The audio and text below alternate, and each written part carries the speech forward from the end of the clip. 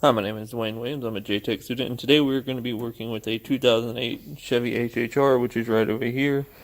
And for this, we're going to be using steps 1 through 4 on our paper, and we also have a diagram of our 2008 Chevy HHR. Here's a diagram for a 2009 Honda Accord, and we're going to be showing how to check power across the fuel pump. Here is our diagram. Here's our fuel pump here. Here we have a black wire that we've highlighted in green as our ground wire, and a pink wire here that runs from the power side of the fuel pump up to the fuel pump relay, which is activated when the switch closes, which is when the key turns on or is in start. So now we're going to go to the fuel pump and show you guys how to check it for power.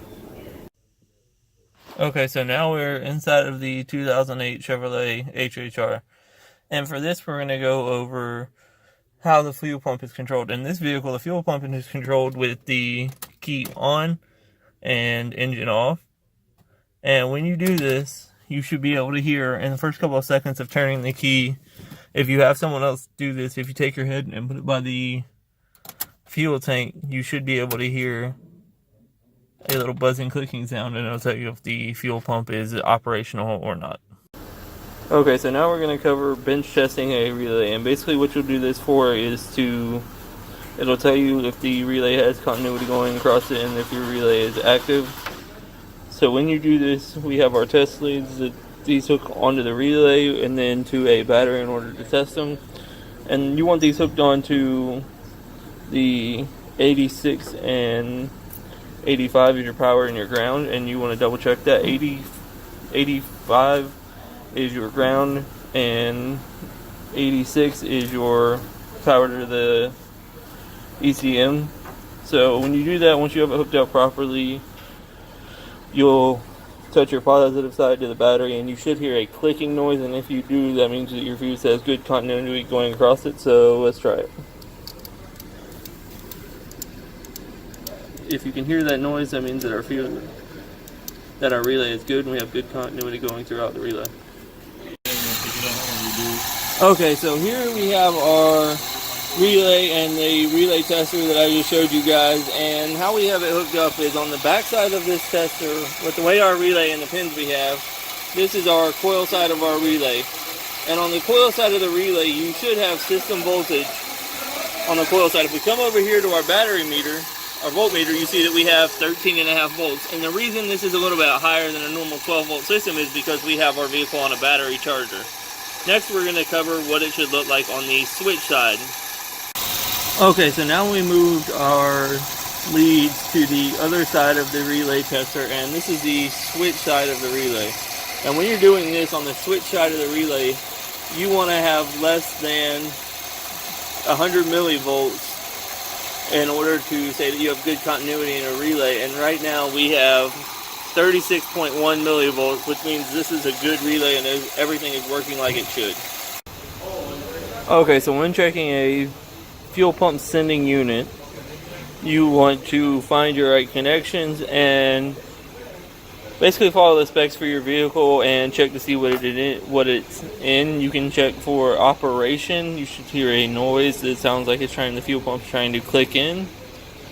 And then you can also check it for power and resistance. Here we can see how much power our resistance of our ohms. But yeah, basically follow your procedures. You have connections inside of here. Not all fuel sending units are the same. Okay, so now we're going to go ahead and test for fuel pressure in the system. Here we have our fuel pressure tester gauge, and we have our line from the gauge hooked into the Schrader port on the fuel line, which is kind of hard to see, but it's back here. And then we're going to go ahead and show you guys how to check for fuel pressure. Okay, so with the car running, we have our fuel pressure gauge, and as you can see, it's saying it has about 50 kilopascals of pressure in the system, which is good for this particular vehicle. Okay, so here is our wiring diagram for our 2008 Chevrolet HHR, and here is our fuel system. The highlighted in pink is our fuel system wiring. Here's our fuel pump down here. Here's our fuel pump ground. It tells you where it's located. You have the ECM where it comes from the fuel pump relay control up to you have your 2 relays in your fuse block under the dash. You have your ground on top of the shock tower. You have your switch. Then you'll follow it down. You have your fuel injectors over here. And pink is your load, the green is your grounds.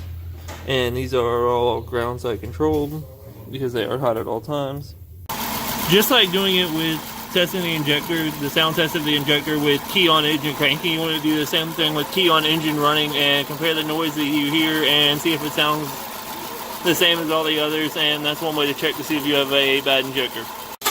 Okay, so what we're doing here is this is how you test an injector. You use what's like a mechanic stethoscope, and you can listen to hear the sound of the injector with key on engine cranking, or you can do it with key on engine off.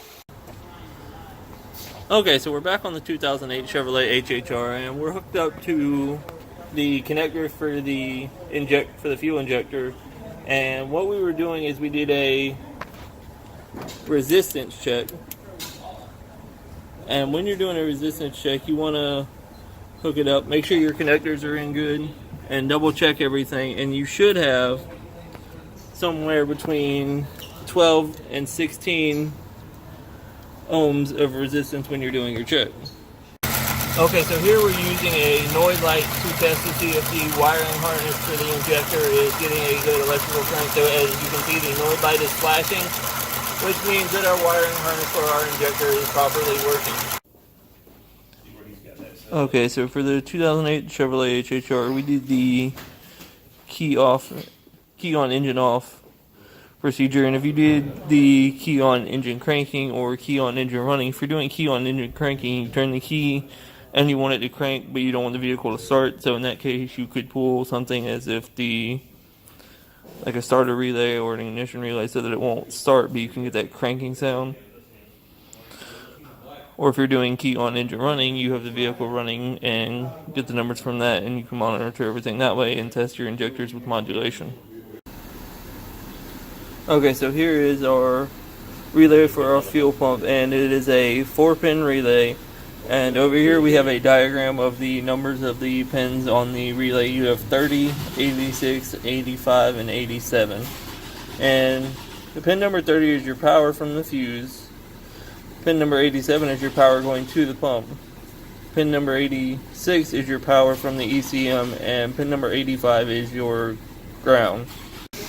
We already showed you guys how to bench test a relay, but here we have a relay test jumper kit, and what these are good for is you can test a relay in the car with it running, as well as use it to do a live voltage drop across a relay, which is actually what we're going to go ahead and demonstrate how to do next.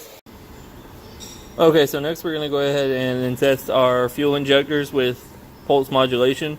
So what you want to do is once you have all your gauges connected and you have this running to one of the injectors in the back, you'll go ahead and turn the vehicle on and let it start building pressure. And you want to get it high enough so that when you pulse modulation, you can see it work its way down as you test each injector. So now that it's hooked up to the injector, you'll just hit the button on here and you'll push it. And as you can see, as you do the injector, it drains it down. And if it drains properly, it means your injector is functioning properly. Okay, so here we have our diagram for our 2006 Toyota Camry, and here we have our switch, and when the switch is either on or start, it'll send power down to our injectors, and each one of them have an individual power and ground, and they are grounded through to the ECM, and you have a 15 amp fuse for your injectors that is located in the instrument panel.